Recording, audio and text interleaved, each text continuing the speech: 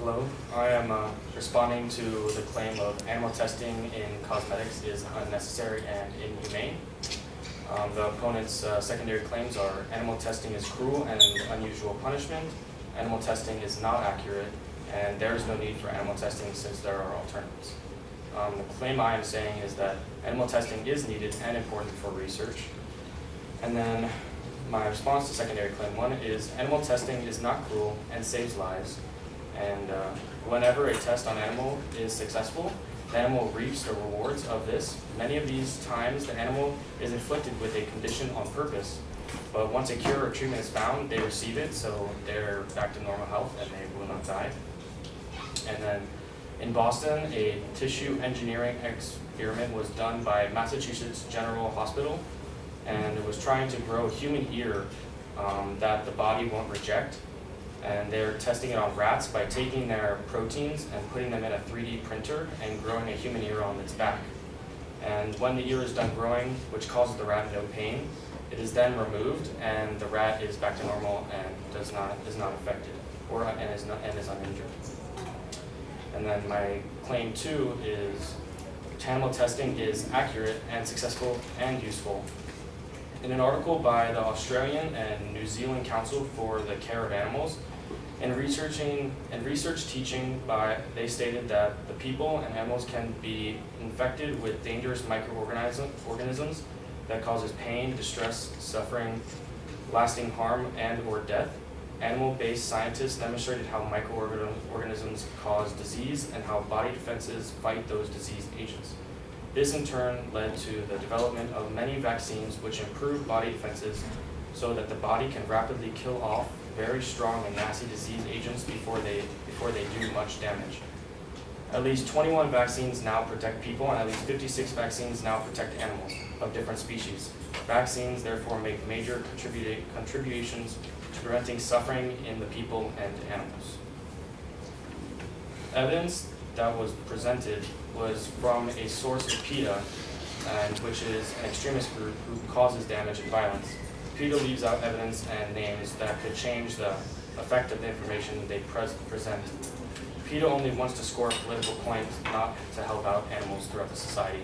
And if you go on their website, the first thing you see is just by donating. It doesn't talk about how they help them or anything like that. So, and then my response to secondary claim 3 is animal testing is still needed for research, and testing on parts of organs or simulators is not yet as effective as testing on a living whole body, such as animals.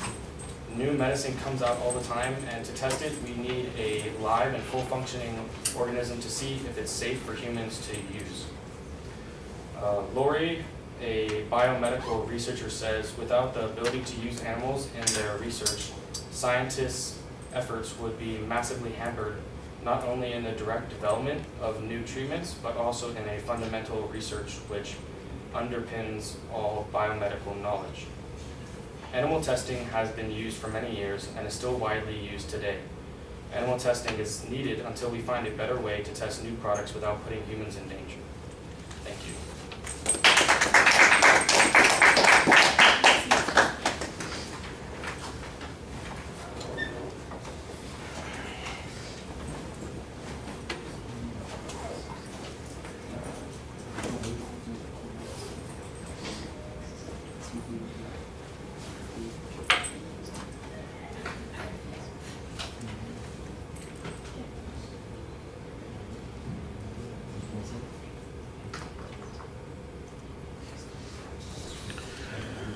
All right, Graham, you start off with a pretty clear label of what the advocate's points were.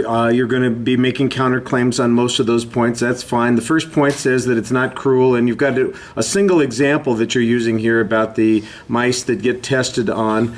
But your very next argument mentions how there's a whole bunch of pain and suffering that goes on in the development of vaccines, and I don't know that there's any recovery in those situations. So that's a little bit contradictory. I think you might want to be careful about that first argument and maybe find a different way to address that issue. There might be other things that might mitigate the amount of pain that animals go through in the pursuit of research. I did think that you had a good general argument that says that the benefits apply to both humans and to animals, and I thought you had a nice piece of information that's talked about the number of vaccines. There's actually more than twice as many vaccines for animals as there are for humans based on the research that you talked about, and I thought that that was interesting. There's a generic attack on PETA. I think you could be a little bit more specific about the particular evidence that they used, but I think that that's probably a good response. There's not really a lot of discussion of the advocates' evidence outside of that, and there's not really any attack on the reasoning process that they use, which I think is, you're reasoning inductively here, and there are some problems with the broad generalizations that are being created off of that, and I think that you need to go after that a little bit more. But you had a good basic set of counter arguments on those points, and you provided some good evidence on those points too. All right, thank you.